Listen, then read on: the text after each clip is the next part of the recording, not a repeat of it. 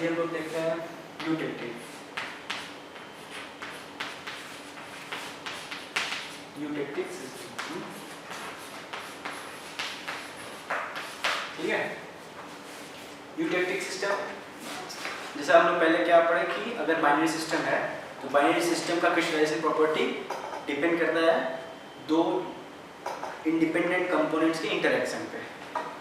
एक टाइप का interaction solid solution type का बाइनरी सिस्टम बनाता है जो कि क्रिस्टलाइजेशन बिहेवियर बिल्कुल चेंज कर देगा प्योर फेज, ठीक है। जैसे वाटर है, प्योर वाटर अगर हम लोग ने उसको ठंडा करें तो कितने डिग्री सेल्सियस पे वो आइस बन जाएगा? 0। वाटर के साथ साल्ट अगर हो और ब्राइन वाटर को क्रिस्टलाइज करें तो -21 -30 डिपेंडिंग ऑन द सैलिनिटी, ठीक है। तो उसी तरीके से दो सिस्टम जब एक साथ एग्जिस्ट करते हैं मैग्मा में तो वो भी क्या करते हैं कि क्रिस्टलाइजेशन के बिहेवियर को चेंज करते हैं। एक बिहेवियर हम देख चुके सॉलिड सॉल्यूशन, दूसरा है यूटेक्टिव सिस्टम।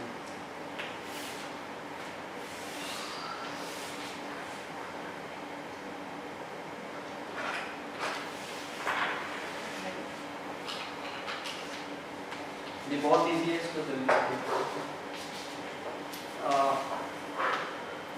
फोस्टर डाइऑक्साइड एंड एनॉक्साइड, ठीक है।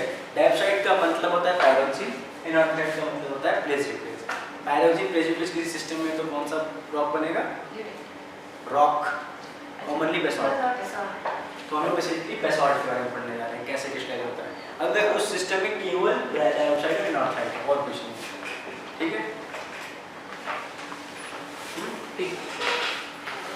ये फिर से क्या हो गया? टेम्परेचर और ये वेट परसेंट, ठीक। डाइऑक्साइड का फॉर्मूला (1:3)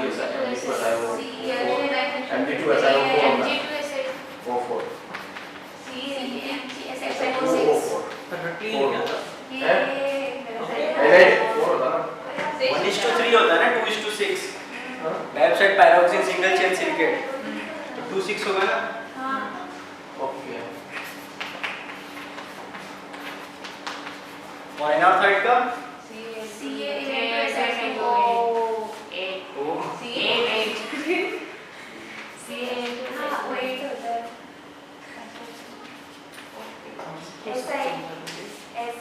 यहाँ पे भी कह सकते हैं 1:4 है, नॉट सल्फर 1:4 है SI और ऑक्सीजन, तो कौन सा सिलिकेट होना चाहिए?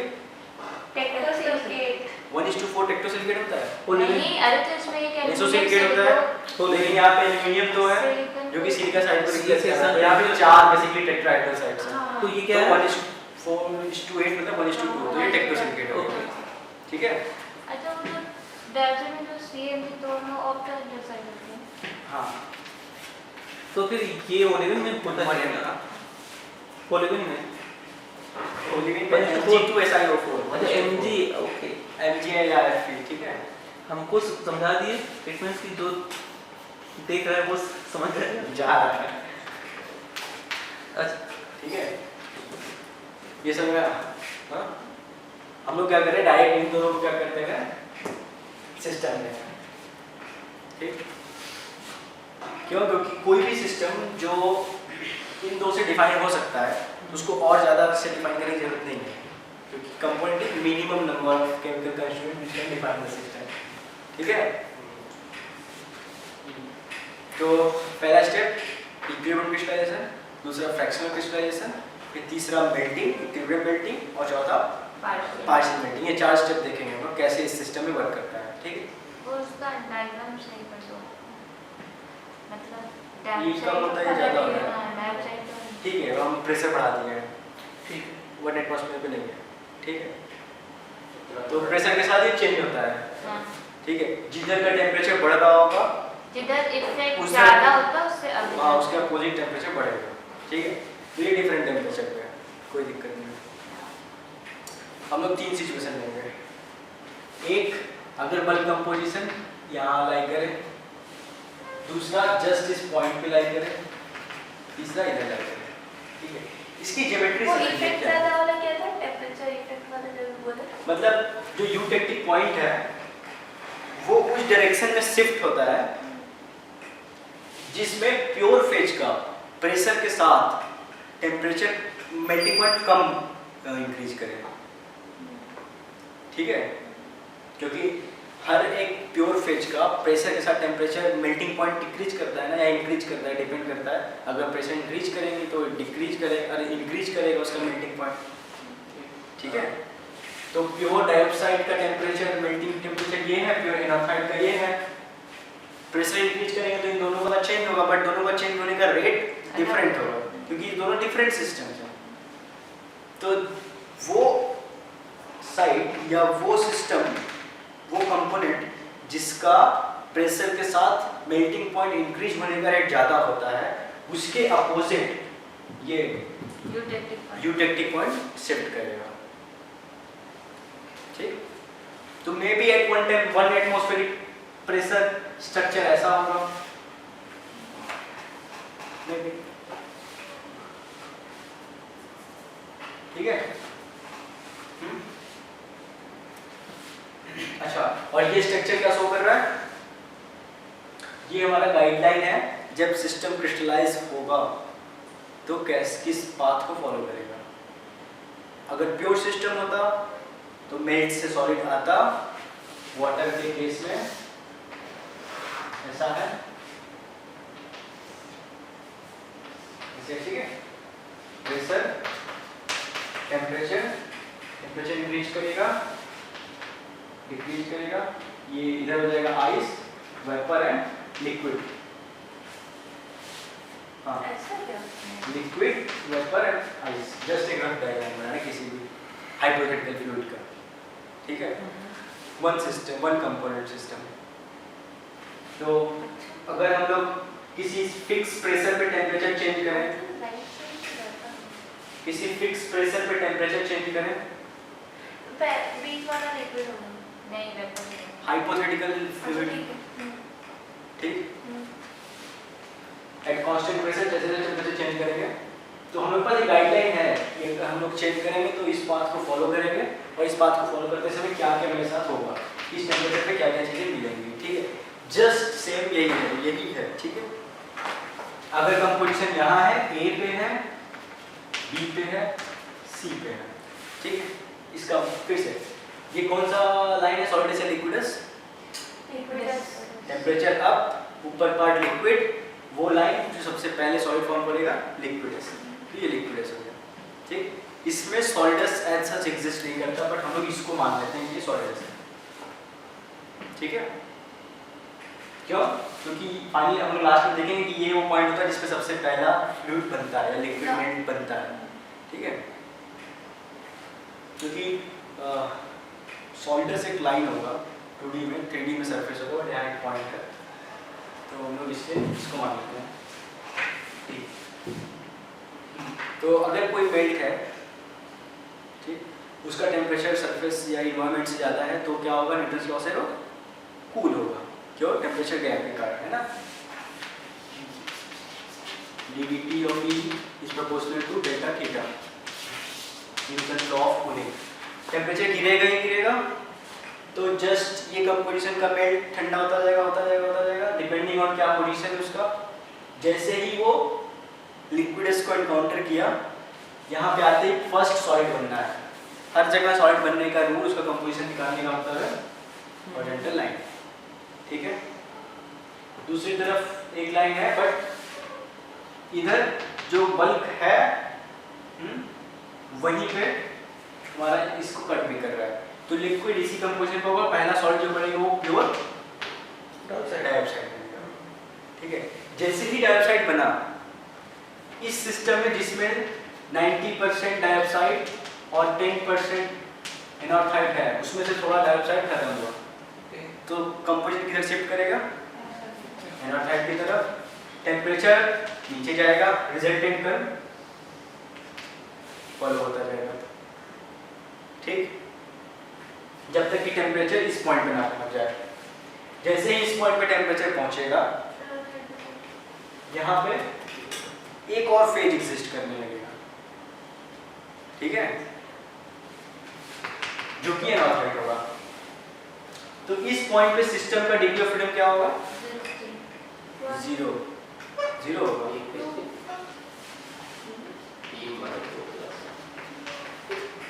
प्रेशर कांस्टेंट है इसलिए +1 ले रहे हैं, +2 नहीं ले रहे हैं। Component is 2, phase is 3। अगर इनवेरिएंट पॉइंट आ गया, इसको इनवेरिएंट पॉइंट कहते हैं, वेरिएंट नहीं कर सकते आप। इक्विलिब्रियम फ्रीडम 0 हो गया, मतलब अगर एक ऐसा सिस्टम चाहिए जिसमें डाइऑक्साइड और एनाथाइड एक साथ एग्जिस्ट करेंगे तो उसके ना प्रेशर चेंज किया जा सकता है, अगर प्रेशर अगर कांस्टेंट तो टेम्परेचर या कुछ भी नहीं चेंज कर सकते। एक fixed composition of dioxide and anhydride पे ही वो सिस्टम एग्जिस्ट करेगा, और जब तक ये तीनों एक साथ रहेंगे तब तक इसमें कुछ चेंजिंग नहीं हो सकती। ठीक है, समझ रहे हो क्या बोल रहे हैं? जब तक डाइऑक्साइड एनाथाइड एंड लिक्विड एक साथ हैं किसी सिस्टम में, नो मैटर कि कौन कितना अमाउंट में है, 3 फेज हैं, तब तक प्रेशर के कांस्टेंट होने पे हम लोग कुछ और चेंज नहीं कर सकते। ठीक है, बट न्यूटन्स लॉ फेल हो रहा है। यहाँ पे टेम्परेचर तो हाई है, कूलिंग तो होनी पड़ेगी, एनर्जी तो लूज होना पड़ेगा। तो एनर्जी लूज किस फॉर्मेट में हो रहा है? टेम्परेचर नहीं चेंज हो रहा है, तो किस फॉर्मेट में हो रहा है? Liquid is being converted to solid. Liquid का बल्क पोटेंशियल एनर्जी सॉलिड से ज़्यादा होता है, तो वो चेंज हो रहा है सॉलिड में। ठीक है, by losing its potential energy, तो उसकी internal energy in form of potential energy जा रही है, न्यूटन्स लॉ होल्ड। ठीक है, एनर्जी अभी भी लूज हो रही है but not by changing the temperature. अच्छा, एक बात पता है कि जब पानी को हम लोग गर्म करते हैं तो लिक्विड फेज से सॉलिड फेज जाने तक उसका अगर टेम्परेचर एंड टाइम के बीच अगर कर्व प्लॉट करें तो कैसा कर्व प्लॉट होगा? टेम्परेचर इंक्रीज करेगा जैसे 100 डिग्री सेल्सियस जाएगा, या यूँ समझिए आइस था, आइस को गर्म करते गए, ठीक है, फिर आइस जब वाटर में कन्वर्ट हो रहा तब तक क्या होगा? कांस्टेंट टेम्परेचर बनेगा, फिर इंक्रीज करेगा, फिर 100 डिग्री सेल्सियस पे कांस्टेंट बनेगा, फिर इंक्रीज करना शुरू होगा। ठीक है, ये कांस्टेंट वाला पार्ट क्या शो कर रहा है? इनवेरिएंट, मतलब exo latent heat. Heat of fluidization. हाँ, तो अगर प्रेशर कांस्टेंट है, क्योंकि ये कर्व हम कभी बना सकते हैं जब प्रेशर को कांस्टेंट करते हैं। अगर प्रेशर कांस्टेंट है, ठीक है, तो जहाँ सॉलिड और लिक्विड एक साथ एग्जिस्ट करेंगे वहाँ पे इनवेरिएंट पॉइंट आ जाएगा, क्योंकि C - P+1 हो चुका होगा, component is 1 and phase is 2 +1 is 0। तो इनवेरिएंट पॉइंट पे क्या हो रहा है? Temperature is not changing but phase is changing. जो हीट गेन हो रहा है वो कहीं तो यूटिलाइज हो रहा है, एनर्जी कंजर्व तो होगा, एनर्जी कंजर्वेशन से। तो वो क्या कर रहा है? वो सॉलिड की टोटल एनर्जी जो कि निगेटिव में होती है, ये होता है ना पोटेंशियल एनर्जी एंड डिस्टेंस, तो टोटल एनर्जी जो होती है, अगर ये 0 है, नेगेटिव पॉजिटिव, तो ये होता है लिक्विड सॉलिड और गैस का ऊपर होगा पॉजिटिव में टोटल एनर्जी। तो सॉलिड की सबसे कम होती है, लिक्विड की उससे ज़्यादा, बट नेगेटिव, क्योंकि दोनों बाउंडेड स्टेट में है, उनका वॉल्यूम फिक्स होता है, मतलब मास फिक्स होता है, शेप फिक्स होता है, शेप भी नहीं फिक्स होता है, क्या फिक्स होता है? मास फिक्स होता है, ठीक है, बट बाउंडेड होते हैं, वो एस्केप नहीं कर सकते। यहाँ पे कुछ भी बाउंडेड नहीं है, सब फ्री है गैस में, तो पॉजिटिव टोटल एनर्जी होती है। तो यहाँ से भी हम समझ सकते हैं अगर सॉलिड से लिक्विड में जा रहे हैं तो एनर्जी बढ़ रही है, लिक्विड से सॉलिड फिर गैस में जा रहे हैं तो एनर्जी बढ़ रही है। सेम कंडीशन यहाँ पे, लिक्विड से सॉलिड में लगातार चेंज हो रहा है, टेम्परेचर कांस्टेंट है, ठीक है, तो वो एनर्जी कहाँ जा रही है? न्यूट्रन एनर्जी में जो लॉस होनी चाहिए वो लिक्विड से सॉलिड बनाने में जा रही है ना? नहीं जा रहा है।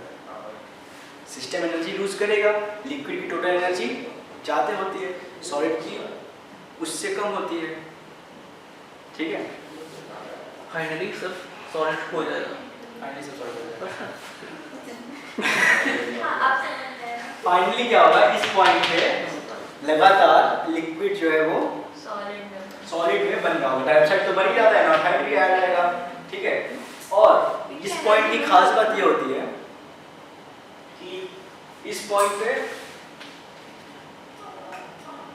इतना अमाउंट डाइऑक्साइड का रेशियो और इतना अमाउंट एनाथाइड का रेशियो वेट परसेंट जो है वो क्रिस्टलाइज हो रहा होता है, और यही प्रोपोर्शन मेल्ट का भी है, तो समय के साथ मेल्ट का कंपोजिशन भी नहीं चेंज हो रहा है, समझ रहे हैं? 100 में से लगातार आप ए और बी को उतना ही निकाल रहे हैं जितना रिलेटिवली बाद में भी बच रहा है, तो कंपोजिशन भी चेंज नहीं हो रहा है। इट मींस कि अगर हम वो जो स्टार आप ले रहे हैं इधर एकदम इस पॉइंट पे लेंगे।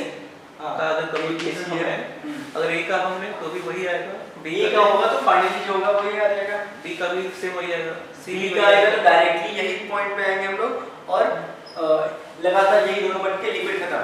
और सी पे भी वही सेम। सी पे क्या होगा, पहले ये बनेगा, फिर इस रूट को यहाँ इस रूट को फॉलो करेगा, यहाँ आके फिर दोनों एक साथ बनेंगे। हमारे कहने का मतलब सॉलिड का कंपोजिशन और सॉलिड का कंपोजिशन सेम होगा। सॉलिड का कंपोजिशन सेम नहीं होगा, यूटेक्टिक पॉइंट पे जो सॉलिड क्रिस्टलाइज होगा दोनों सेम होंगे। तीनों कोई भी बात कंपोजिशन हो, यूटेक्टिक पॉइंट पे जो सॉलिड बनेगा उसका कंपोजिशन सेम होगा, बट बल्क तो चेंज होगा क्योंकि पहले कुछ चीजें तो हो चुकी हैं ना। ओके हाँ बल्क तो उस पे डिपेंड होगा। नहीं ओके अगर बल्क कंपोजिशन ए है, आप ऐसे सिस्टम से लगातार डाइऑक्साइड निकाल लेंगे, ठीक है, सिस्टम में डाइऑक्साइड, हाँ, तो फाइनली डाइऑक्साइड एनर्थाइड जो होगा वो क्रिस्टलाइज तो होगा, ठीक है, उनका जो रिलेटिव रेशियो होगा वो सेम होगा इन ऑल केस, ठीक है। और यहाँ पे जो ये बता रहे हैं ना रेशियो निकालना है कि, तो ये इंस्टेंट कैलकुलेशन है, ये बल्क वेट रेशियो नहीं होगा, वो इंस्टेंट वेट रेशियो होगा on every spot when eutectic nature will affect the crystallization. हर एक स्पॉट में, हालांकि ये इनफाइनाइटली स्मॉल टाइम में लगातार क्रिस्टलाइज हो रहा है, तो हर स्मॉल टाइम में ये कंपोनेंट इतना अमाउंट और ये कंपोनेंट इतना अमाउंट क्रिस्टलाइज होगा, ठीक है। और दो मिनरल एक साथ क्रिस्टलाइज होंगे तो ग्राफिक टेक्सचर बनेगा।